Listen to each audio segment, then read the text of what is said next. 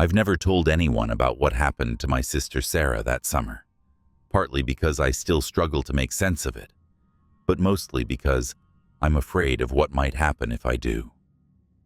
Even now, 20 years later, when I find myself drifting back to those muggy August evenings in rural Vermont, my hands start to shake.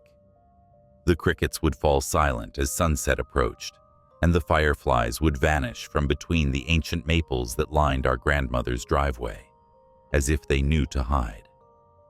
We were staying with Gran after our parents' divorce, just until Mom could get back on her feet, as she put it.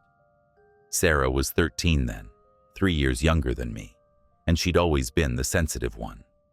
While I spent my days exploring the woods or helping Gran in her vegetable garden, Sarah would sit for hours in Gran's musty living room, arranged in that perfect stillness that made my skin crawl.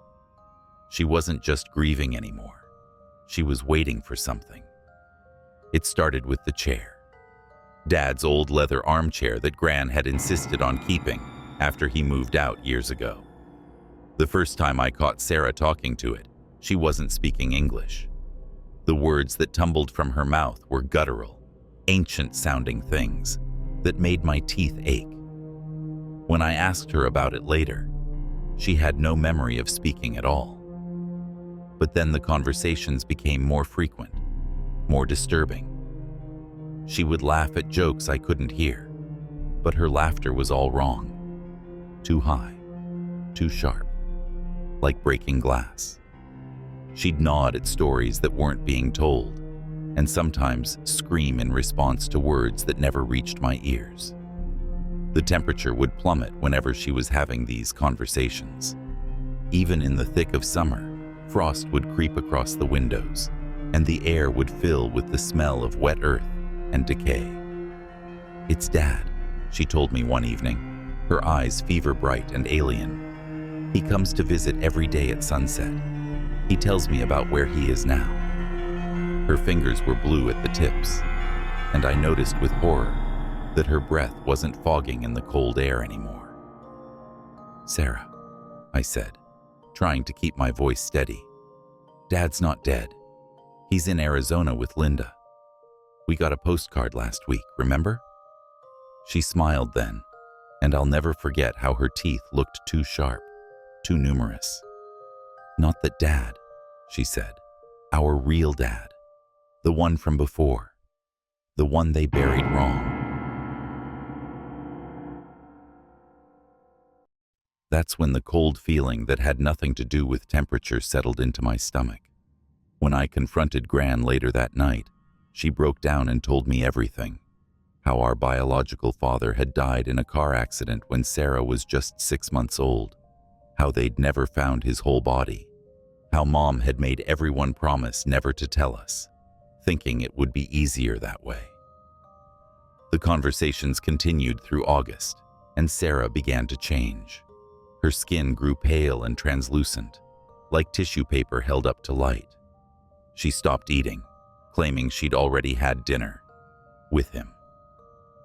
At night, I'd wake to find her standing at the foot of my bed, having conversations with the empty air, her shadow on the wall somehow too tall, too twisted to be her own. I tried sitting in the chair once, when Sarah was helping Gran with dinner. The leather was cracked and worn, but it wasn't just old, it was hungry. The cold that seeped from it pulled at something deep inside me, and though I've never told anyone this part, I felt hands, too many hands, reach for me before I jumped up and ran from the room. We moved back in with Mom in September, once she'd found us a little house in town. Sarah begged to take the chair, but Gran insisted it had to stay. The day we left, I watched from the car as Sarah stood in front of it, black tears streaming down her face as she nodded at words I couldn't hear. She hugged the empty air, and for just a second, I saw the figure of a man embracing her, his body twisted and incomplete, his shadow spreading across the floor like spilled ink. Sarah never talked about it afterward, and she never mentioned our biological father again. Something had changed in her that summer, something fundamental.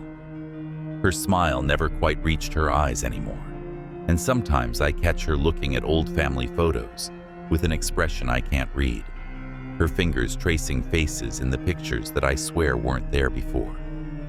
I've been back to Gran's house many times over the years, but I've never gone near that old leather armchair.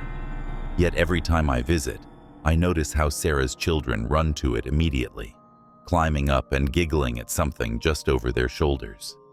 I pretend not to notice how the room grows cold, or how their laughter sounds more and more like their mothers did that summer.